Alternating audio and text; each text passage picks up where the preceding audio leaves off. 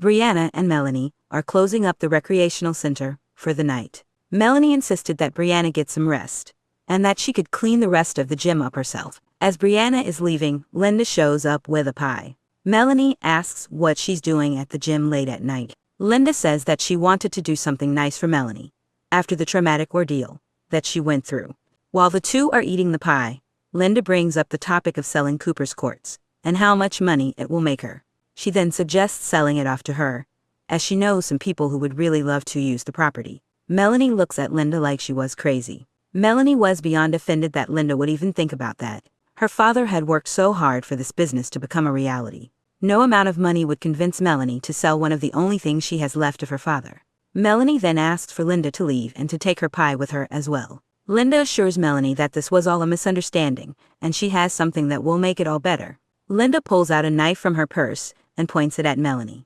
Melanie asks Linda what she's doing. Linda tells her that she's going to make everything right. She then demands Melanie to sit back down on her chair. Melanie asks Linda why she is doing this. She explained that for a long time she has been on to Melanie, and this was all part of her plan to make Cooper's Courts go bankrupt, so they would be forced to sell their business, and then Linda could sell the property to Fairbanks Industries, a very wealthy and well-known company, and she can become really rich. Linda revealed that she purposefully tampered with that machine so that it would fall on Charlie, and she would sue. But that didn't work.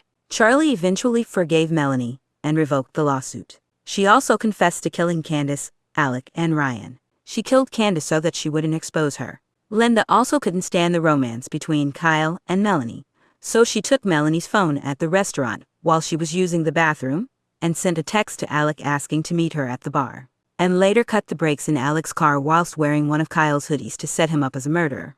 Kyle's DNA was also placed on the brakes and inside the car. Linda was originally going to frame Jace for killing Coach Ryan, but she figured a suicide would cause the most public outrage. Linda then gave Melanie a choice to make. Either she gives the property to her, or she'll kill all her friends and everyone in her family, Jared, her cousins, aunts, uncles, etc. But Melanie refuses. Linda gives Melanie to the count of 3 to make her decision. Melanie says if she kills her family, then she might as well kill her too. When Linda gets to 3, she attempts to attack Melanie with her knife, but Melanie pepper sprays her and runs downstairs to her office. Melanie opens the cabinet to find a weapon to defend herself with and finds Candace's body in there. Melanie doesn't find any weapons, but she does find a basketball. Linda finds herself in the basketball court, still looking for Melanie. Linda says that Melanie has left her no choice, that she will have to kill her, and then her brother Jared next. She plans to make their deaths look like a murder-suicide committed by Melanie. Melanie attempts to sneak up on Linda with the basketball, but unfortunately the creaky floor gives her away. Linda swings her knife multiple times at Melanie, and the two fight over it. Melanie then kicks Linda to the ground, dropping her knife. Melanie is kicked down by Linda as well. Linda then regains the knife and tries to stab Melanie with it, expressing her admiration of watching her die.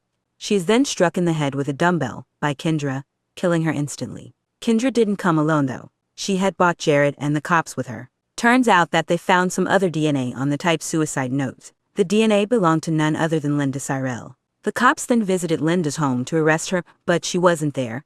However, they did find a toolbox and Kyle's hoodie. Jared realized that Melanie was still at the recreational center and sensed that she was in danger. So he called the police along with Kendra. But there was more. Turns out her real name wasn't even Linda Cyrell.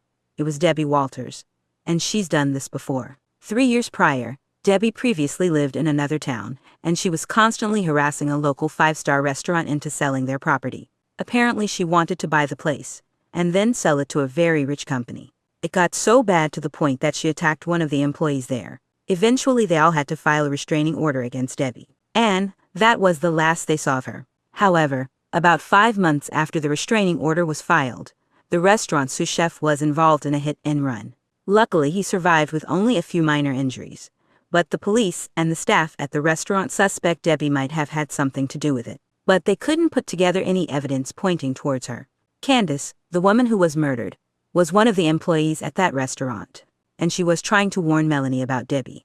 The authorities have been spending the last few years trying to track her down. Now they have, thanks to Melanie. And the ultimate kicker, the pie that Linda brought for Melanie, that she claimed she made from scratch, wasn't even homemade at all. It was a store-bought pie. In the film's epilogue, Melanie is training in the gym with Charlie.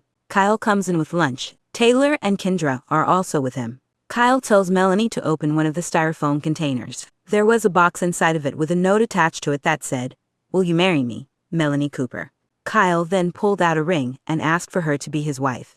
Melanie was ecstatic and said yes. Everyone in the gym cheers and claps. The final scene of the film shows Jace in prison playing basketball with the other inmates. He then sees a female prison guard and tries to raise her up, but the prison guard is uninterested in him.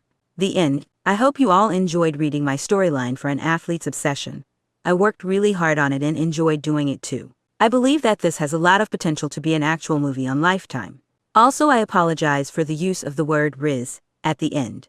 I literally could not find any other word to use, lol. Anyways, this is Lifetime Movie Edits signing off.